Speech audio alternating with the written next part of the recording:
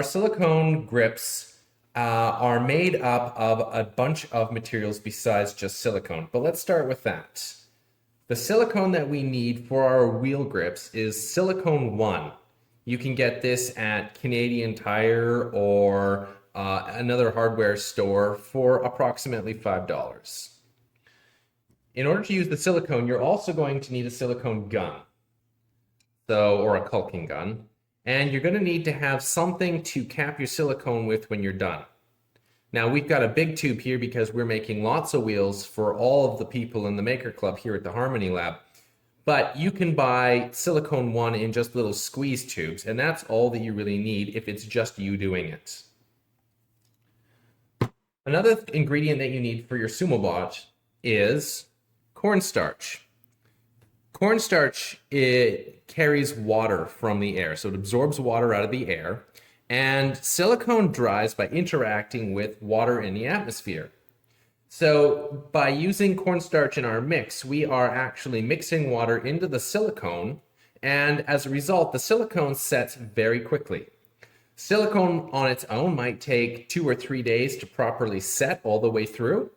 By adding cornstarch, which has already absorbed water from the air, we can get our silicone to actually set in anywhere from 5 to 15 minutes, depending on the amount of cornstarch that we add. Now, because silicone is sticky, we're going to be wearing gloves. These are just some generic vinyl gloves from Walmart, but you could also wear some nitrile gloves or any other gloves that will protect your hands.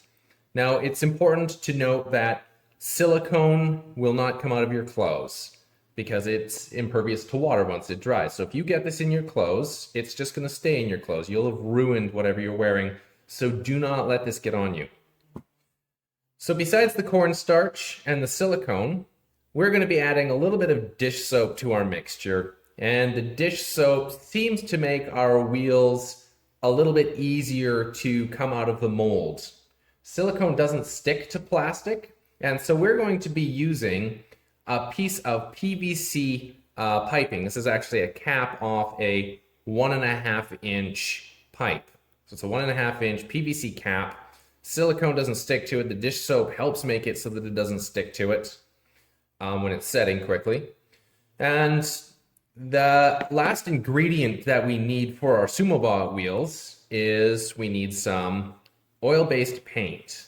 Now, it has to be oil-based paint. It can't be acrylic. It can't be some water-based paint, because water-based materials don't mix with silicone. However, an oil-based paint, so let's maybe linseed oil or some other oil base, will mix with the silicone. Silicone is a colorless material.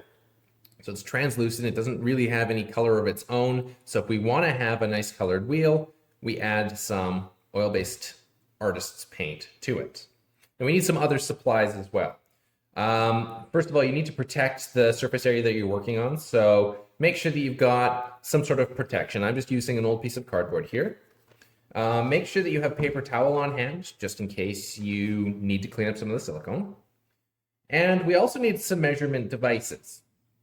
So in order to measure out the silicone, I've just taken some cheap plastic drinking cups that you can buy at Walmart, and I have cut a section off one drinking cup that's 21 millimeters high on the edge. It's not crucial that you get it down to the last millimeter, but this seems to be a good volume that if you fill it right up to the top with silicone, that it will be enough for you to do a complete Sumobot wheel.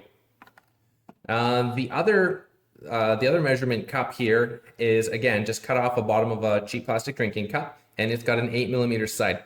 We're going to be using the 8mm one for measuring out the amount of cornstarch that we're going to be using.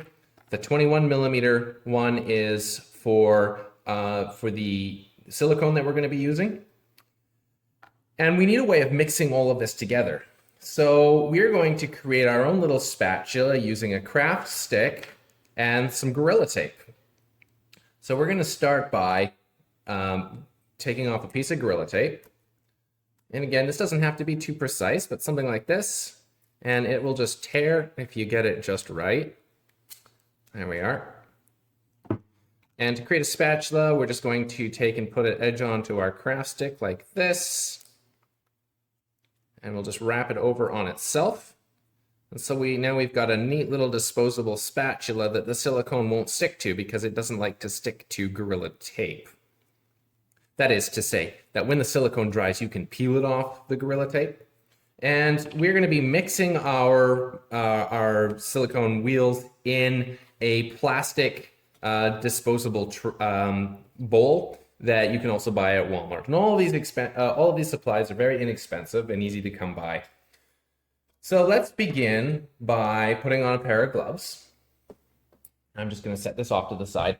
I've actually got some cornstarch in a little container here because it's easier to work with. I've got 2 gloves here. And of course, these gloves mostly come as one size fits all. So you might find that the gloves are a little tight for you, or you might find that they're a little loose for you. Now try not to crowd your maker area while you're doing this. So we're just going to put some of these supplies off to the side. I already have an open tube of silicone here in the silicone gun, so I'm not going to open that. I am not going to open the silicone until I'm ready to use it because the silicone has a tendency to want to just come out on its own. Oh, one more word about this PVC cap we're using. In the other tutorials, we made our wheel hubs 34 millimeters in diameter. So this PVC cap was put on a lathe and an end cutter was used to cut a 34 and a half millimeter diameter hole in the bottom. And it seems to be a little bit irregular here depending on how I get the caliper in there, but approximately 34 and a half. I'm coming up with 34.25, 34.3. So however close you get it. But the idea is that when we put the silicone on our wheel hub, we're going to be putting it into our mold in order to finish the job. So we want to, and this is the top of our wheel hub, we want to be able to easily slide the wheel hub into the bottom of our PVC cap. But when it comes time to remove our wheel from the wheel hub, we're going to be pulling the silicone away from the edge of our PVC cap, but we also need to be able to get our hub through the hole. So when you do this, you've got to make sure that your hub will slide in and out of the hole in the bottom easily enough. If you make it too hard, then you're really going to have to struggle later in order to get your finished wheel out of your mold. So you want to make that hole, the diameter of this hole that you cut, you want to make it about a half millimeter wider than the diameter for your wheel hub. Okay, so we've got ourselves a spatula. So now we're going to measure out our ingredients. So I'm going to take my 21 millimeter high-sided portion of a disposable cup, and I'm going to fill it up with silicone. Now, you want to make sure that you get the silicone into this container nice and tight, because otherwise you'll short yourself on the amount of silicone, and then that will create problems for you later, because you'll find that you're running out of silicone and that the silicone dries, or sets rather, too quickly while you're trying to make your wheel. So fill it right up, and it's better to have a little too much silicone than it is to have not enough silicone. And when you're using a caulking gun, you've got to make sure that after you've squeezed the handle, press that little button on the side, and that relieves pressure on the silicone on the inside of the tube here. It's okay that there's a little bit on the outside because it'll help seal the tube again for later. Again, if you're just using a little squeeze tube, this doesn't really apply to you, but make sure you put the cap on because otherwise it'll just squeeze out on its own.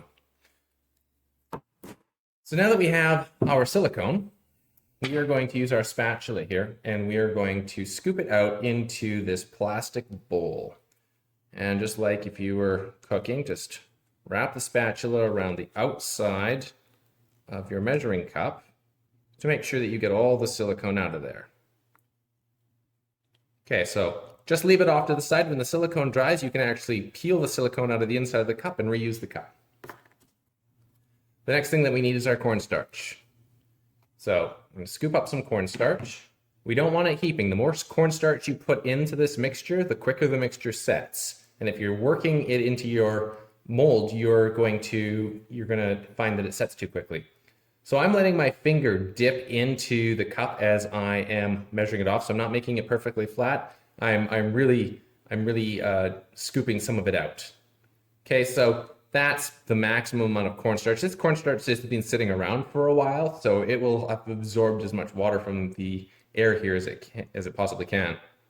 So just put that in. As you can see, I flicked that a little bit, but it doesn't matter. The less cornstarch you put in, it just means it's the longer time it will take to set. But in what we're doing, that's not really a problem. Okay, so now we need to pick a color of paint. So depending on the color of your Sumobot, you will find that you've got different paint choices. So I picked this up at Michael's, and this cost me, it was on sale for 50% off, but I paid $6 to get all of these colors. So we're going to pick a neat, let's pick a green color. There's black paint in here, black works good. Bear in mind that the silicone will dilute the color of your paint a little bit. So if it looks like a dark green, when you put the paint in, it will be a lighter green. Okay, so brand new tube of green paint. We don't want too much paint in here. We want just enough to color the silicone. So something like that is more than enough, and just leave it sitting in the side of your cornstarch like that. And the last thing that we're going to do now is we're going to add some of this dish soap. And you don't want very much, just a little drop. There you go. That's good enough. So now we're going to mix it all together. And in order to mix this, you're going to use sort of a back and forth motion. Notice I got my paint right away, because I want to make sure that I'm working the paint into this. And I'm just sort of smushing it side to side, back and forth, making sure that I keep it all in here. And you can see what I mean by the fact that the paint dilutes. So even though it's a nice dark green paint, I'm ending up with sort of a light green slime color, but that's okay. Now silicone puts off an acidic fume.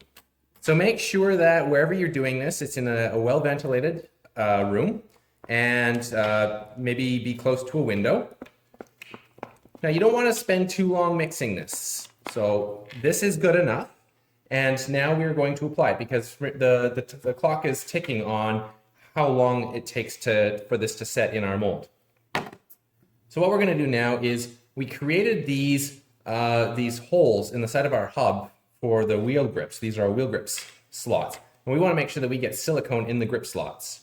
So first thing that we're going to do is we are going to force silicone, and don't be too worried about being nice and neat and tidy about this. Just slop it on and just get it into those grooves. And while you're doing it, of course, we've got this inset ring that we're also filling up. Now, we're going to put it inside this PVC mold, and so if we put too much on the outside, it's going to actually just come off the bottom, but that's okay. Now, we've got to be careful about air holes. So there's an air bubble that I've made there. I want to try to make sure that I get the silicone in with no air bubbles. And as you can see, the silicone is getting on my glove, but that's what it's there for. So make sure that the top goes into your mold first. So we'll take that and we'll put that in. And the silicone is still useful here, so we're just going to grab this, smear it off the bottom. Now, I recommend that you set this down flat. And what we're going to do now is we are going to take and, actually, before you put it in, it's a good idea to try to get silicone right into the edge of your wheel cap, because this is a great place for air bubbles to show up. So we're going to smear some silicone into our cap here and try to make sure that we've removed all the air bubbles that could get into the edge of the wheel. We want to have nice solid wheels, so air bubbles make the wheels squishy, and we want to try to avoid that. Again, you've got to balance removing air bubbles with taking too long. Okay, so get that in. And so now what we're going to do, now that we've got the sides done, we're going to start working our silicone into the wheel hub. And you can see how I'm making sure that my spatula goes deep into the wheel hub. I want to try to make sure that I'm forcing the air bubbles out. So you can just rotate the wheel hub and sort of force the silicone down, and you'll be able to hear the air escaping, so a popping sound. That's how you know that you're doing a good job of making sure that the silicone is in there solid around the hub. And you'll know that you're getting close to being done when you stick the spatula in the side and it really feels like it's pushing through. It's got some resistance. So what I'll do now is I'm just twisting the PVC cap around the hub here, and I'm just trying to see if I can hear any more air bubbles work out. And you've got to be careful. You can be too vigorous doing this, and you can actually create air bubbles in here, so you want to try to avoid that. So I'm not pushing all the way down to the bottom. It's just going in a little bit in the top, hoping that the silicone, as it's being pushed down, will force any air out of the bottom that might still be there. Now, as you're doing this, you'll notice that the silicone is starting to become a little bit thicker and a little bit harder to work with. That's because the cornstarch is making it so that the wheel is already, the silicone is already setting up. So you've got to be careful that you don't spend too long on this part of it. Now, when you think that you've done a good enough job of getting the air out of your mold, now it's time to put a nice finish on the wheel. So what we're going to do is we're going to scoop around the outside, and I'm sort of twisting the spatula in my hand as I go around the wheel.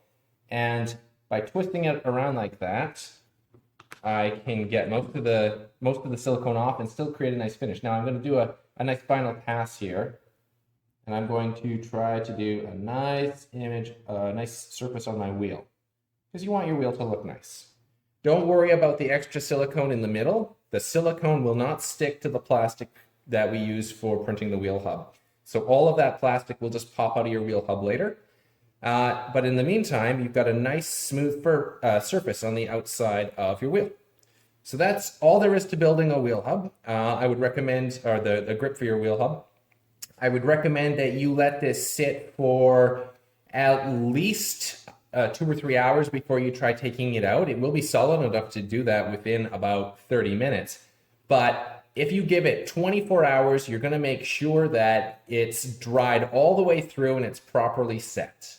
So just set it off, come back the next day, and then you can work with it then. Now, you've got silicone on your gloves, so you're going to have to make sure that you don't get this on your clothes. To take your gloves off, just take and grab one edge of your glove that's loose, and you're going to pull your fingers under the gloves, and you're going to pull your fingers out like this. And then you're going to use your other hand and pull that over top of the glove like this.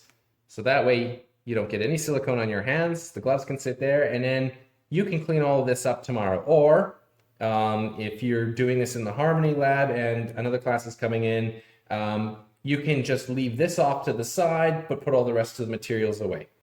Now that our wheel's been drying for 24 hours, it's time to remove our wheel. To do that, we're going to use another part of these cheap plastic drinking cups that you can buy at Walmart.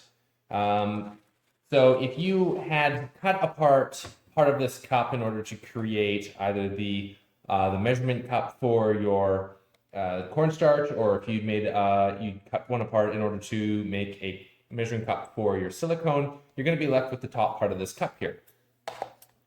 And we're going to use this top part of the cup for removing the wheel from the mold. And what we're going to do is we're going to just cut off a small section here.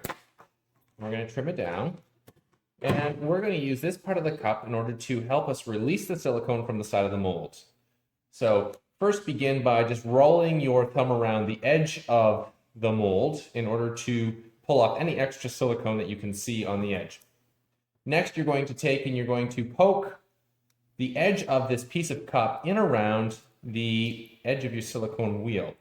Now what you want to do is you want to work it backwards and forwards in order to get it all the way to the bottom. And once you do that, you can see that the silicone starts to release. Now you're going to go all the way around your wheel to do this. Now the more time you put into trying to get this wheel to release, the easier it is for you to actually pull it out. And if you try to rush this, and if you don't go all the way to the bottom, then you'll find that the wheel just doesn't want to come out later. And you can pull it around like this. And if you find, of course, that as you're doing this, that you end up wrecking your little piece of cup, luckily, it's cheap. It doesn't cost much to cut off a new one. So let's just grab another piece here. It might help if you make it a little bit shorter. Don't make it too short though, because you need to go all the way to the bottom while you're doing this. And just work it down.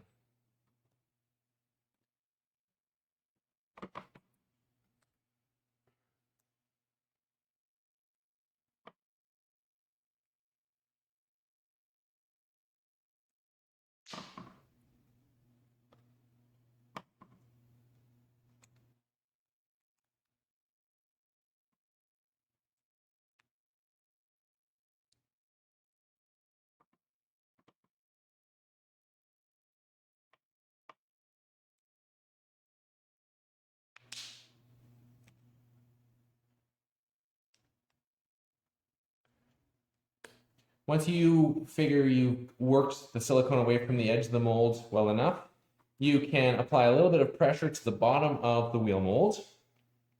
And if you've done your job well enough, the wheel, and just work it around in a circle slowly, right? You want to just apply pressure to different sides of the circle, or the hub as you're pushing it out, and it should just release. And so now we have a really nice looking wheel. I can check to see if I did a good job of getting the air bubbles out of the wheel. I just apply some even pressure around the outside of the wheel, and it looks like there might be the very smallest air bubble there, but I can feel that it's just about solid all the way through. So there we have a completed wheel for our Sumobot. We just need to repeat this process once more, and we'll have a full set of wheels.